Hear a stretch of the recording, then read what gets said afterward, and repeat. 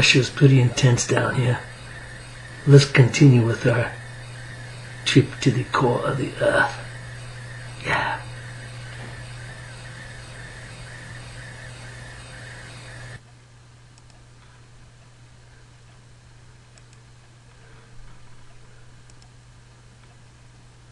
In 1906, British geologist Richard Oldham was analyzing seismograph readings caused by a large earthquake when he saw something odd. As the vibrations from the quake reverberated, they did not arrive at the center of the Earth as expected. It was as if they'd hit an obstacle. Oldham realized the obstacle must be the innermost part of the Earth, a dense mass hard enough to have deflected the seismic waves from going all the way through. Oldham had discovered the Earth's core. It was a landmark discovery because it set the stage for the work of another scientist who was about to help revolutionize our understanding of what was happening inside the Earth.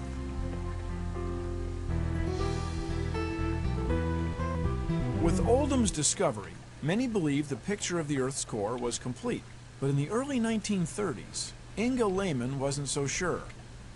Lehmann was a Danish seismologist who worked extensively in Denmark and Greenland, studying the velocity of seismic waves from earthquakes. In 1936, she was analyzing the seismic waves from an earthquake that had occurred several years earlier. Seismological stations around the world had made recordings of the same quake.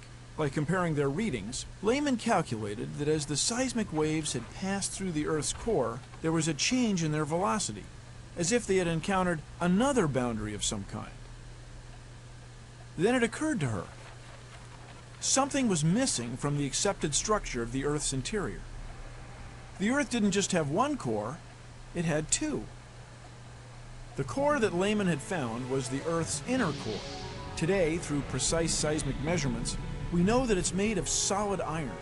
Solid because gravity at the center of the Earth creates a pressure 3 million times the pressure it exerts on the surface. The core that Richard Oldham had discovered turned out to be the Earth's outer core. It's made of liquid iron and other elements, a hot churning mass that generates electric currents, which in turn create the magnetic field that protects the Earth from dangerous cosmic radiation. Together, the two cores that Oldham and Lehmann discovered form a massive structure over 4,000 miles in diameter, slightly larger than the planet Mars. At the center of the core, the temperature can be as high as 13,000 degrees Fahrenheit, which is 2,000 degrees hotter than the surface of the Sun.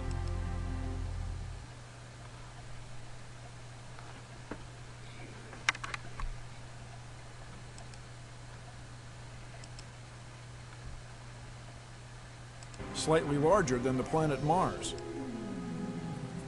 At the center of the core, the temperature can be as high as 13,000 degrees Fahrenheit, which is 2,000 degrees hotter than the surface of the Sun. Whoa. 2,000 degrees.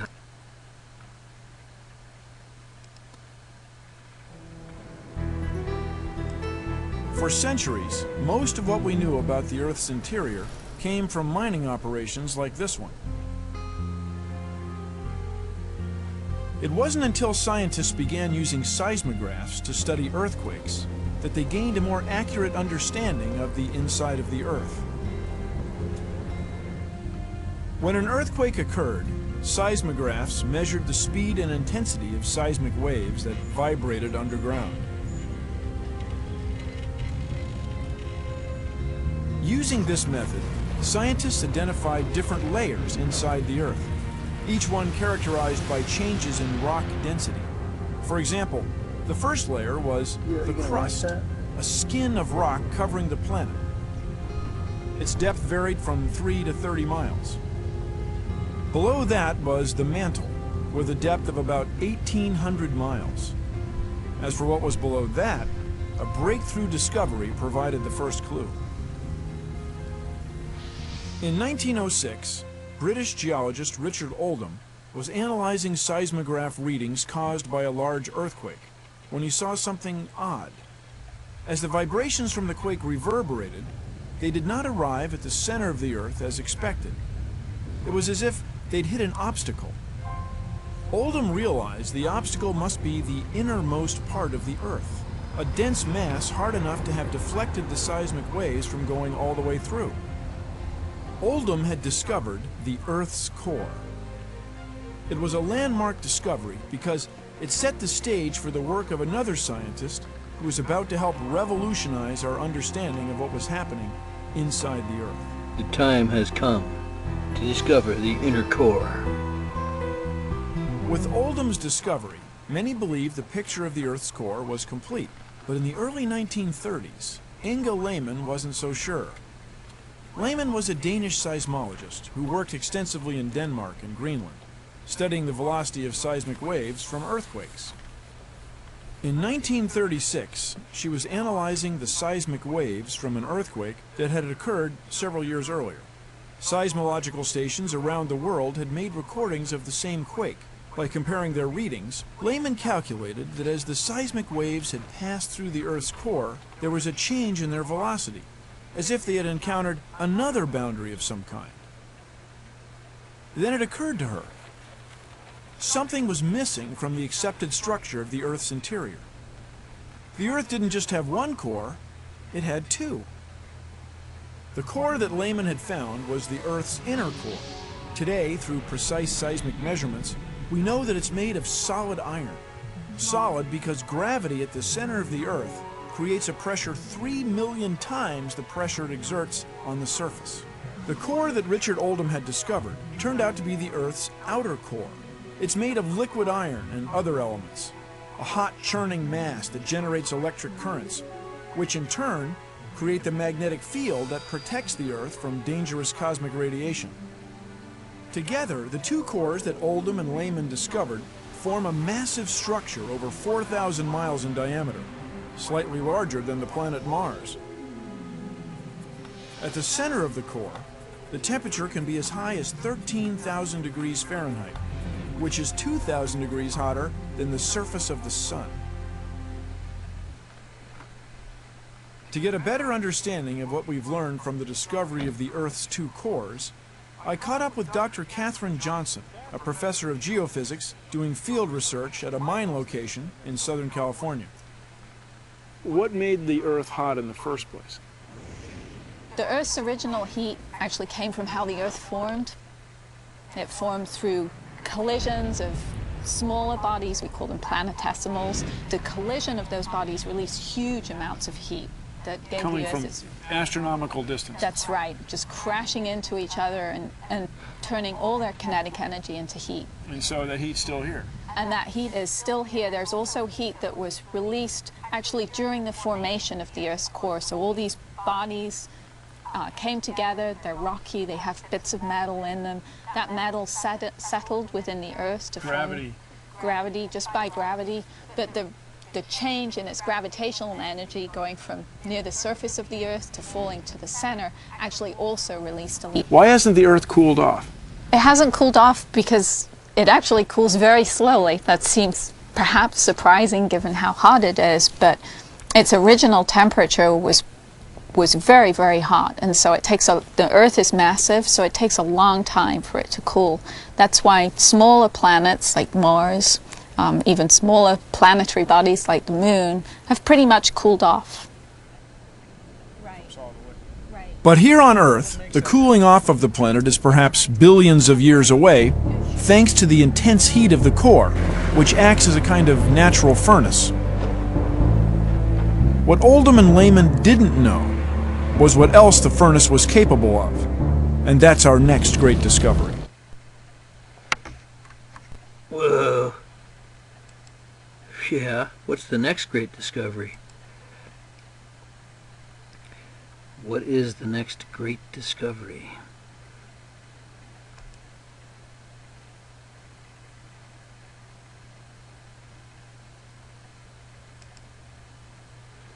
It's all available to you in your course right here.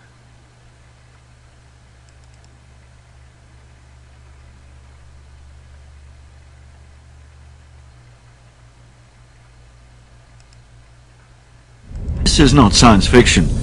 It actually happened on Earth some 780,000 years ago, with a total reversal of the magnetic poles. Could we now be facing the same cataclysmic process again? No one knows. But we are witnessing Earth's magnetic field decaying by 10% or more in 150 years. And this process seems to have accelerated recently. There is an observation that by 15 meters per day, the North Pole is moving towards Siberia. This makes 50 kilometers per year. And I think this is quite a significant number, and it underlines that there's really something happening with this Earth's magnetic field, which needs to be observed. Most of our magnetic field is probably produced by a self-sustaining dynamo, operating in the fluid deep inside the Earth. In the outer core of our planet, this mechanical energy gets converted into electromagnetism, known as the geodynamo. In a car's generator, the same principle turns mechanical energy into electricity. As part of ESA's Living Planet program, for the first time, 3 identical satellites, called Swarm because of the trio, will monitor the complex magnetic field of our planet with the most precise measurements ever from 2012 for at least 5 years.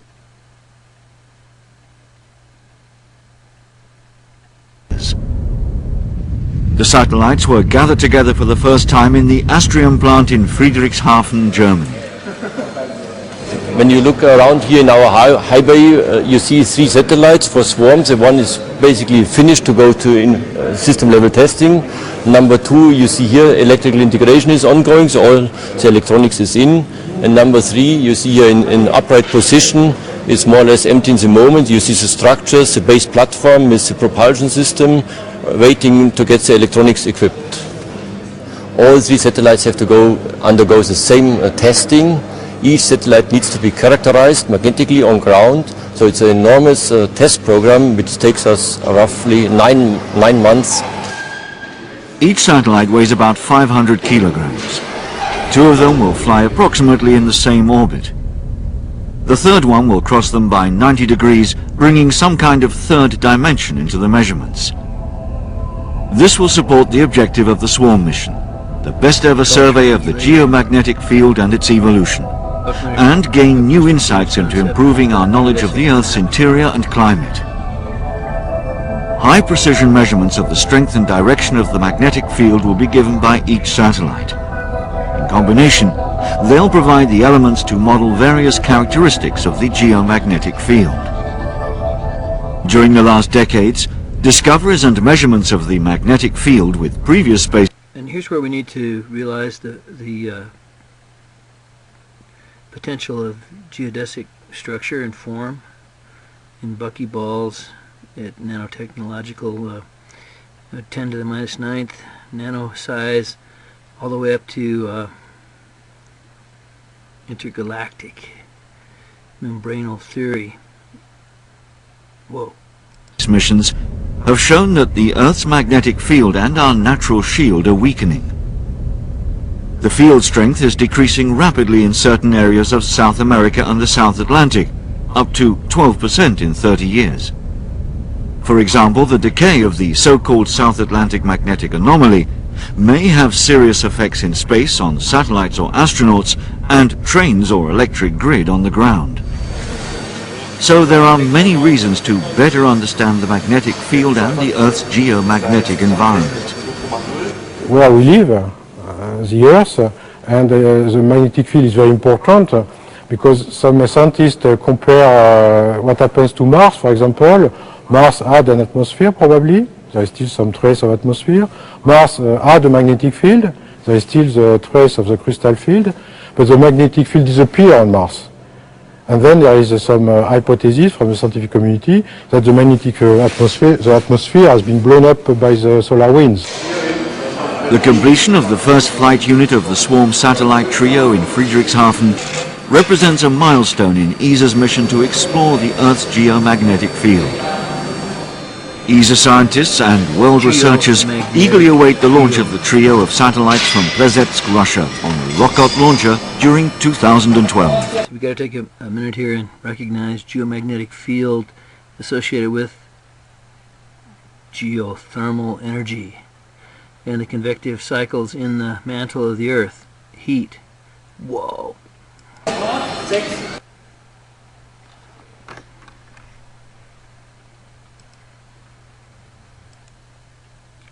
Should we take another look at our information that's available to you here in the geothermal cores? Yes, let's do.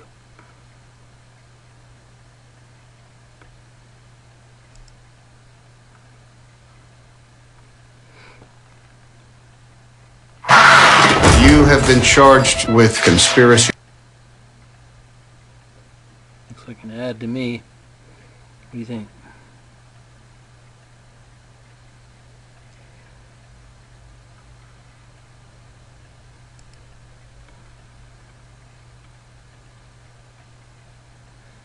To transfer. What you get when you get a slow connection. Thank you for your patience.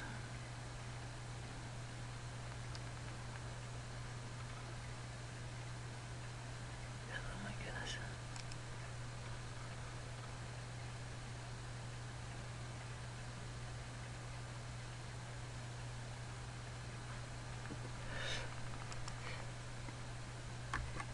Yeah, maybe this is not worth doing. United States secrets to the Soviet Union.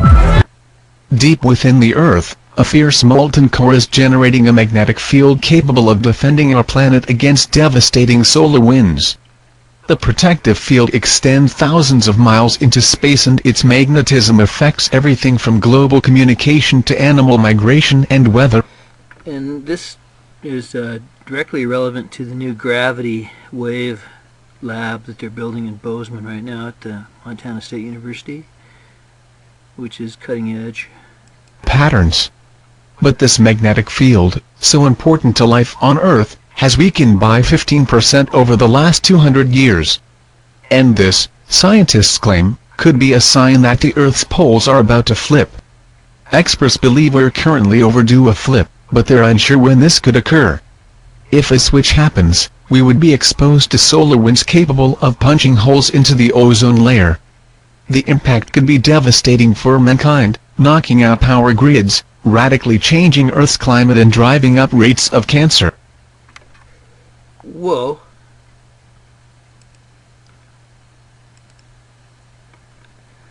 Could it be Earth's magnetosphere is weakening? Remember, this is all accessible to you in your course here. Introduction to Geothermal Energy. Whoa. Good morning, folks. Stick around at the end for some big updates and where to find 15 terrific minutes of discussion. First off, we have confirmation from both NASA and NOAA that initial diagnoses of those filament eruptions were accurate. Both will impact Earth. Second one could be a glancing blow, and the first one should arrive tonight. We do not expect major space weather effects. Next, you may have heard about this one already. Some of the worst news we can get on the magnetic front.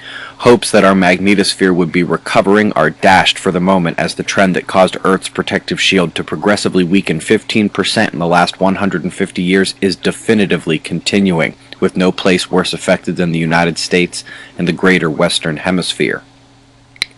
While we're stepping back for a whole world view, you'll find a link to the temperature anomaly maps below at NASA. After cold dominated the last 18 months, we've been eagerly awaiting the heat of El Nino to swarm through, but as of now, the extreme swings back and forth, heat and cold, appear to dominate any one global trend. Coming to the weather, more localized, we see only one convergence of note down here. Even the south central precipitation maker is nothing the Aussies can't handle, but I bet it's chilly in the southwest. Monsoon moisture drive off the Indian Ocean is plainly visible here. The monsoon is indeed underway. There will be rain events in southeastern Africa, but they should mostly affect the low-lying areas and runoff zones, while the next convergence is still out to sea. Yanked up RSOE for Europe because that about sums it up. Got a few clouds, but all in all a beautiful summer day and evening set for all but some sparse pop-up storms in the Mediterranean tonight. Solar flaring has been dismal, but if we happen to get an Uyen ramp today, this and the low off Japan would be our top concerns for development. Further north, we continue to see the heat and moisture rolling up the breadbasket and set once more to make bad weather here. Although the top watch zones are right in the middle, we'll pull up the Weather Channel to demonstrate just how widespread the storms will be this evening. They don't show Canada, but storms are coming up to you guys as well. Back to the sun, both NASA and NOAA have tossed the latest filament eruption up on their Enlil spirals. Both show glancing blows or moderate impact, but definitively being weaker on the second one than the first impact, which is due in about 12 hours here. As we wait, the solar wind telemetry shows very calm conditions, as even the sensitive flux is showing a smoothing arc. Solar flaring, indeed, back on the floor. This morning we've slipped into B range. Quite the blank disk compared to last week as well. The south-central sunspots are spread and had the mixing if their umbras could grow, but it appears not meant to be. Focus shifts to the incoming. Whoa, let's take a look at spaceweather.com. Increasing chance of flares currently. By the way, you can get that spaceweather.com. You can start looking at it yourself. There was a comet that dove into the sun. Here it is, right there. Got some stuff going on. 9:16. One comet went in, no comets came out. Real-time space weather photo gallery.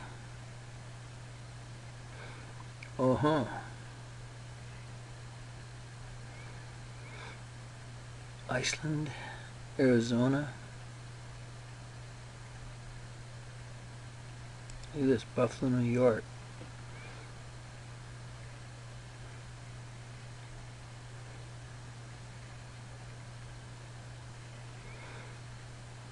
So use this to your advantage as you feel necessary.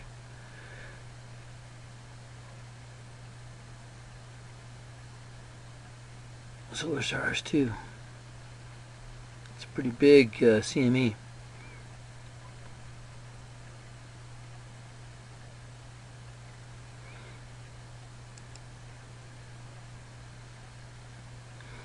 Which then again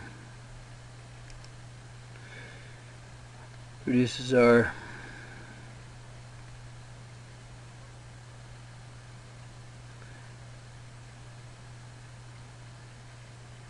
Lukavik. Okay. Let's just get all the northern lights over there.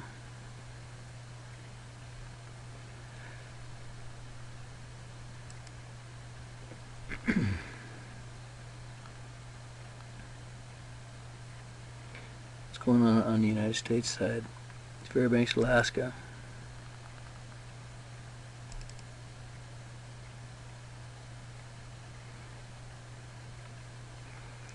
Twelfth of September. This is before the major event, right here.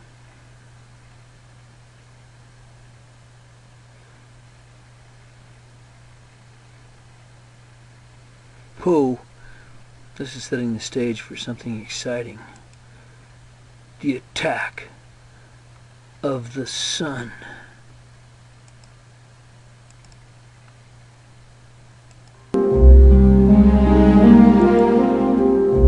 The sun sinks below the horizon. The serenity of night draws near. Soon the earth will turn in harmony with the cosmos.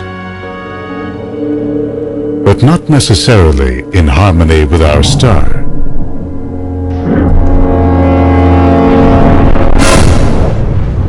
The sun is sending us ominous warnings that we ignore at our peril.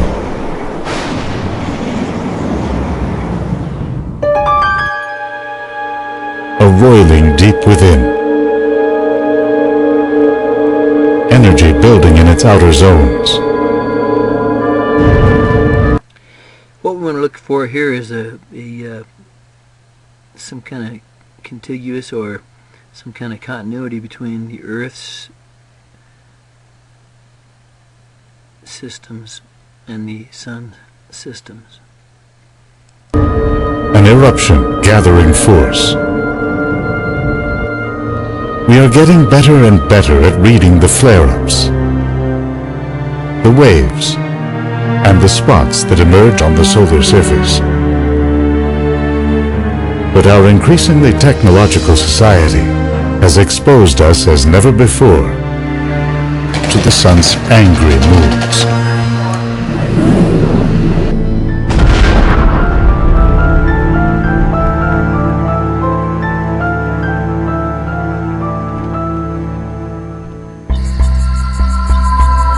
The wake-up call arrived in the year 2003, with Halloween approaching. A truly scary chain of events overtook our solar system.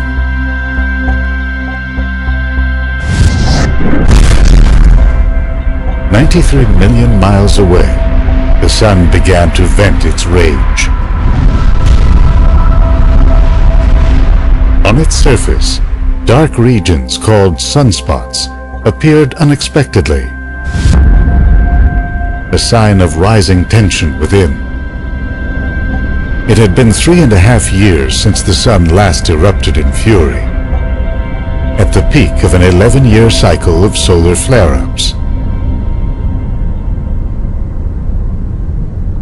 Back then we got ready for it by shutting down satellites that were vulnerable to high levels of radiation. No one expected this. The sun erupted in a series of massive explosions called coronal mass ejections, or CMEs.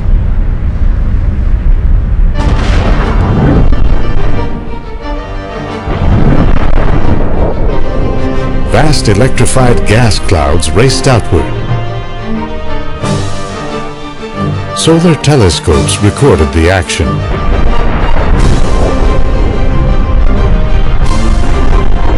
The largest emission of solar X-rays ever seen. Flares reaching tens of thousands of miles into space. And a wave of charged particles traveling at 8 million kilometers per hour. The sun became a giant plasma weapon, more potent than any in science fiction, and pointed right at our home planet.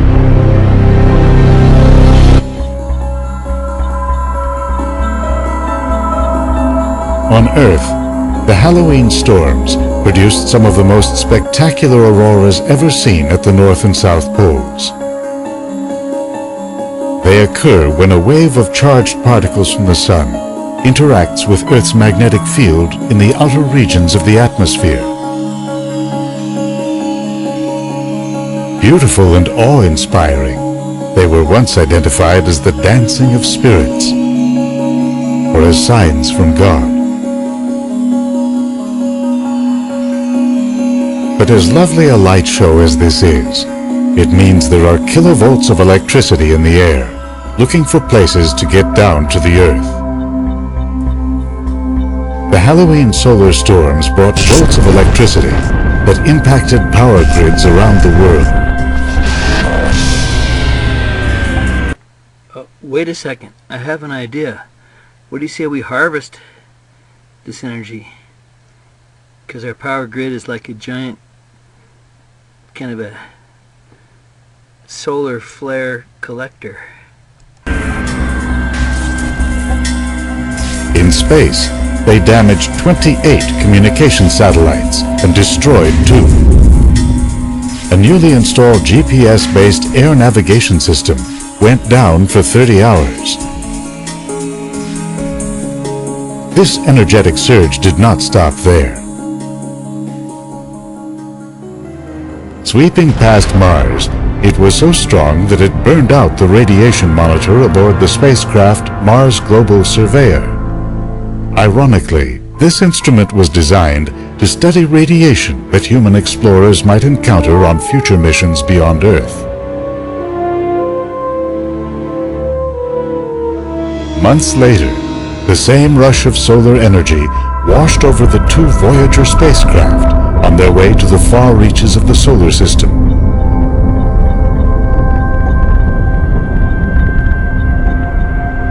Coronal mass ejections like this have been known to blast their way out to where the solar wind meets the flow of particles around the galaxy itself. The Halloween solar storm of 2003 was by no means the worst. The standard was set in the year 1859. Just after midnight on September 2nd, some campers in the Rocky Mountains were awakened, they said, by an auroral light so bright that one could easily read common print. In New York City, thousands gathered on sidewalks and rooftops to watch the light show. An observer in Havana, Cuba, reported that the sky appeared stained with blood and in a state of general conflagration.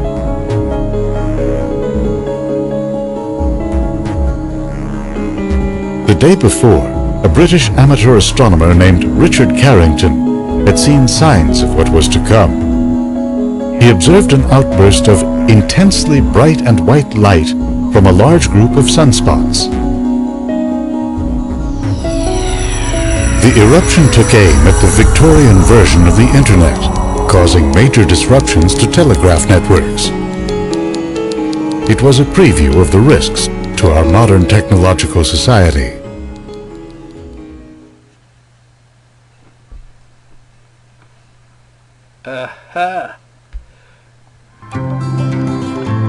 Kia ora from Air New Zealand.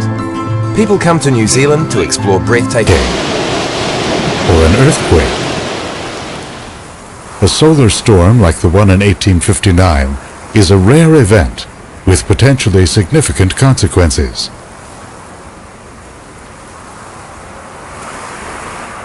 The risks today were in stark evidence in March 1989, when a solar outburst took down Canada's Hydro-Quebec power grid, leaving 6 million people without power for up to 9 hours. Not long after, we launched the first generation of satellites designed to provide real-time data on the Sun, including the ACE and SOHO missions.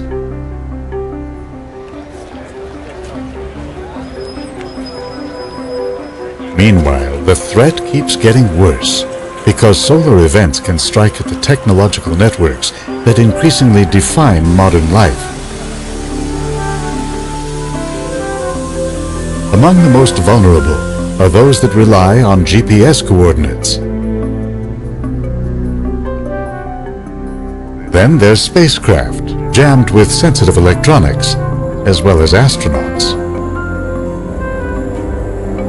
Aircraft, especially those traveling over the poles. And energy systems.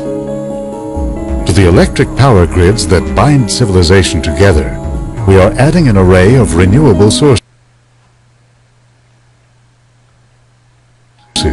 including wind farms, solar arrays, and nuclear plants. This grid is getting larger, more varied and smarter. There is a microprocessor in almost every device, communicating and negotiating with one another, running everything from air conditioners to power plants. Add to that hundreds of miles of new broadband internet lines into our houses and all those expensive smartphones tucked into our pockets. The more integrated our technological infrastructure becomes, the more vulnerable it is. A recent estimate published by the National Academy of Sciences says that an outburst like the one in 1859 could cause damages of $1 to $2 trillion in the first year alone. It's not only the cost of repairing and replacing damaged components, but also the lost business and government services extending over the years it takes to recover.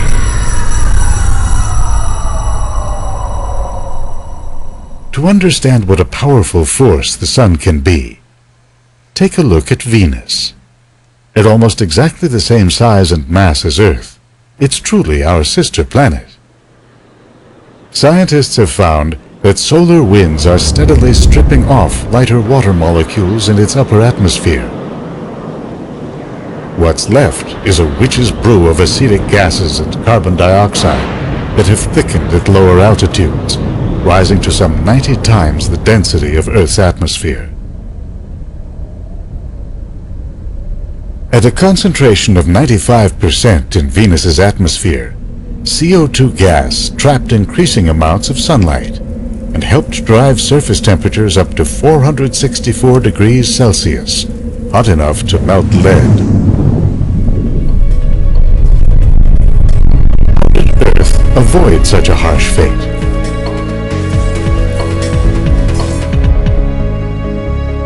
For one thing, our planet has a natural defense system that Venus lacks.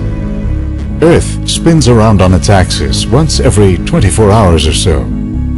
This has an effect on molten iron welling up from deep in its core. Like an electric dynamo, these plumes of hot metal generate magnetic fields that extend beyond our atmosphere, enveloping the Earth in a protective shield called the magnetosphere. Watch what happened after this solar... Whoa! Geomagnetic energy. What? Can I make a point here? Geomagnetic energy. Related to the geothermal energy of the Earth's core. eruption, recorded by satellites on December 13, 2006. A simulation of the blast wave shows its truly immense reach, well above and below the orbits of the planets. Sweeping by Venus, it takes aim at our planet. The wave slams into and depletes the outer surface of Earth's magnetosphere. Plasma carried by the blast now flows by Earth. The magnetosphere responds by stretching out into a long, thin structure. While Earth's magnetic field may be strong, it's not impenetrable. When energy from the sun builds to a critical threshold, hordes of charged particles move out along field lines, wrapping around the Earth, and finally flowing in. Now channeled and concentrated around Earth's poles, these particles suddenly snap, inducing huge jolts of current, strong enough to wreck spacecraft and blow out power transformers on the ground. According to recent satellite findings, the danger is enhanced when the magnetic fields of Earth and the Sun are oriented in the same direction.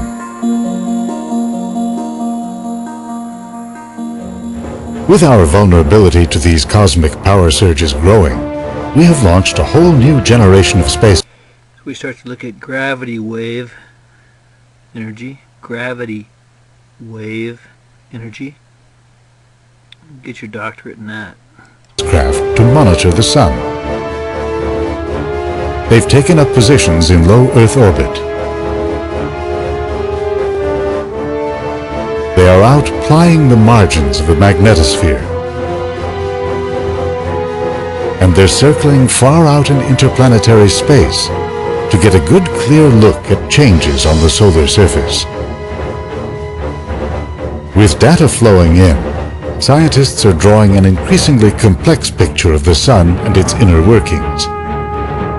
Their aim is to predict solar eruptions more accurately than ever before, and usher in a whole new era in space weather forecasting.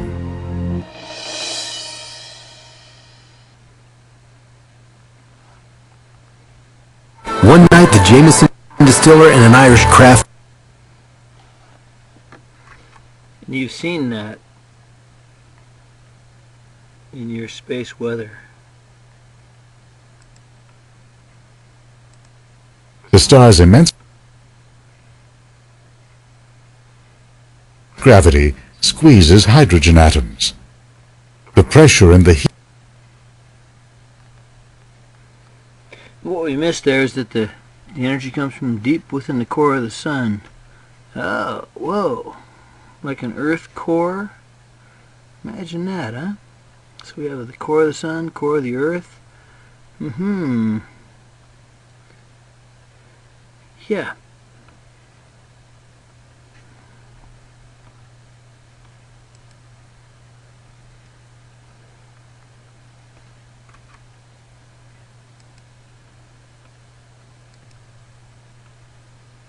Energy from the sun builds to a critical threshold. Hordes of charged particles move out along field lines, wrapping around the Earth, and finally flowing in. Now channeled and concentrated around Earth's poles, these particles suddenly snap, inducing huge jolts of current, strong enough to wreck spacecraft and blow out power transformers on the ground. According to recent satellite findings, the danger is enhanced when the magnetic fields of Earth and the Sun are oriented in the same direction.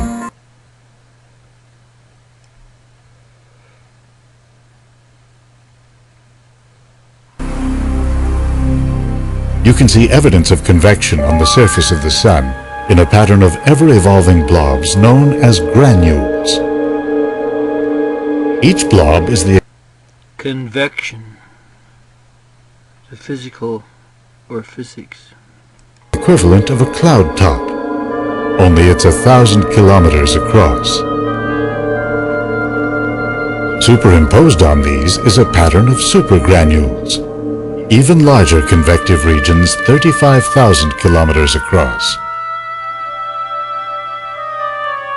The SOHO spacecraft has recorded the effect of all this rising energy.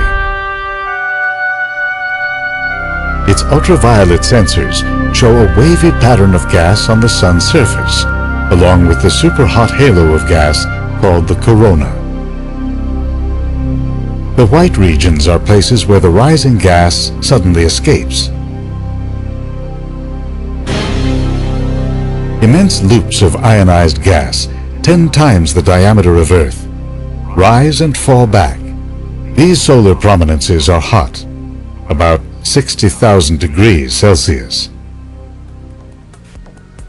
But there are times when the release of energy on the solar surface gets bottled up by magnetic fields generated by the Sun's spinning turbulent core.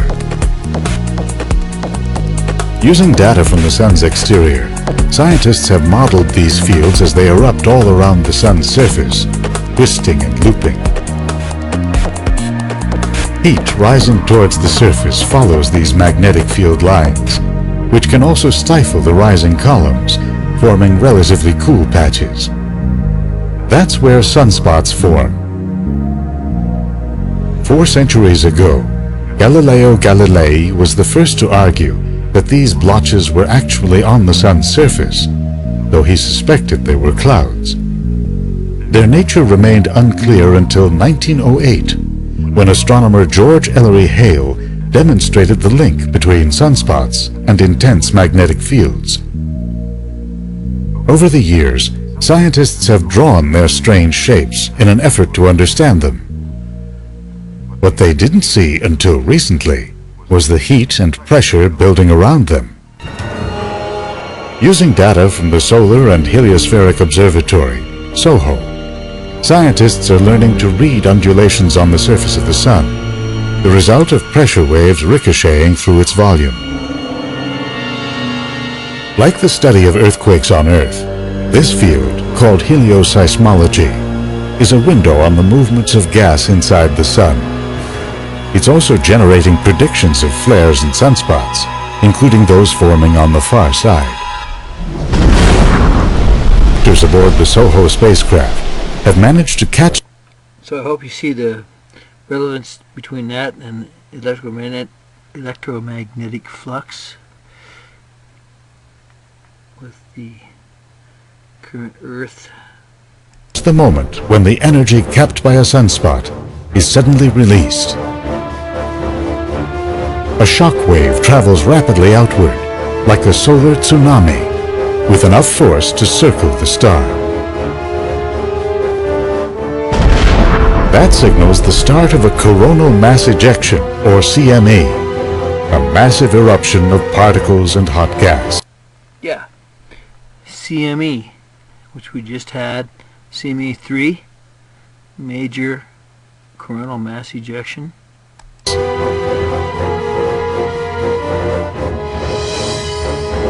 With a coronagraph to block out the bright light of the sun, you can see how violent our sun can get.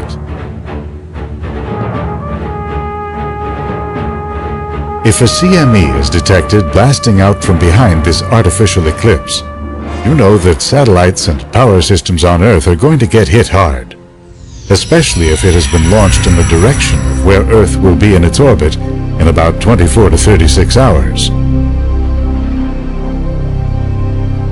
The sun sends a wave of energetic particles.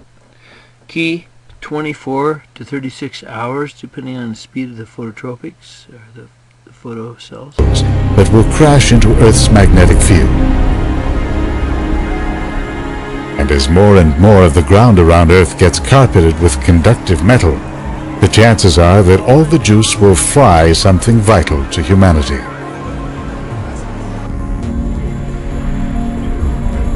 Fortunately, our ability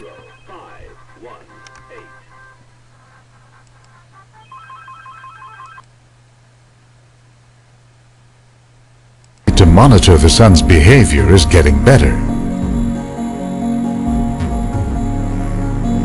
The two spacecraft of the Stereo mission, launched in October 2006, have now moved into positions on opposite sides of the sun. For the next 8 years, they'll give solar scientists a full 360-degree view of the solar surface. When an event does take place, the 4 spacecraft of the Themis mission are flying wide loops through Earth's magnetic field in an effort to monitor it. What they have found is a turbulent zone where energy from the solar wind builds. They are looking for the breakpoints when a solar attack becomes inevitable.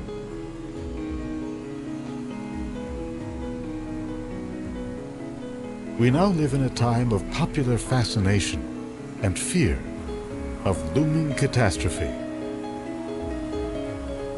The world did not end, as many expected, at the turn of the millennium in Y2K. But 2012 is approaching.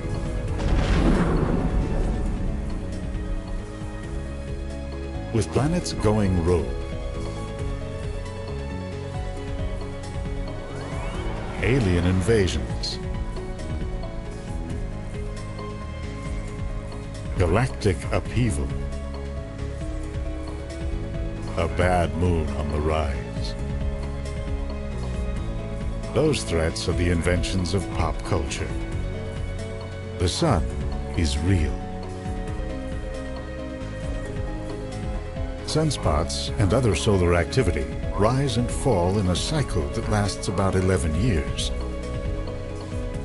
The 24th solar cycle since record-keeping began should reach a peak around May 2013. There are no scientific predictions of a huge Earth-beating solar flare. In fact, the Space Weather Prediction Center predicts that sunspot activity will be well below average this time. That doesn't mean the sun will go quiet. The Halloween storm, after all, happened as the last cycle was winding down. In the meantime, we do have more eyes in the sky staring at the sun. And solar storm warnings have gotten better, thanks to improvements in global alert communications.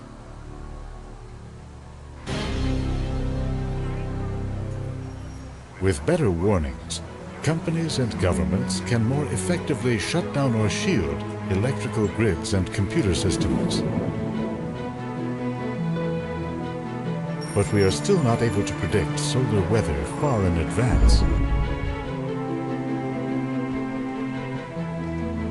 So for now, it's best to hang on to your cell phone and back up your data.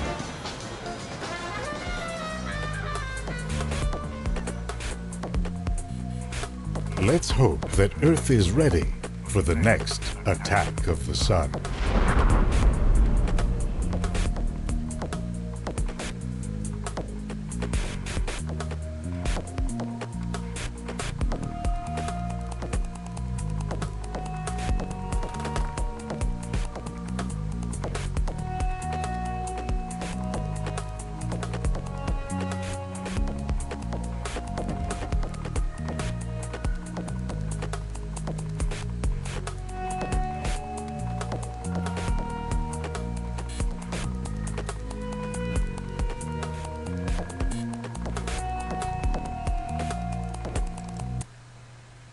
Yeah.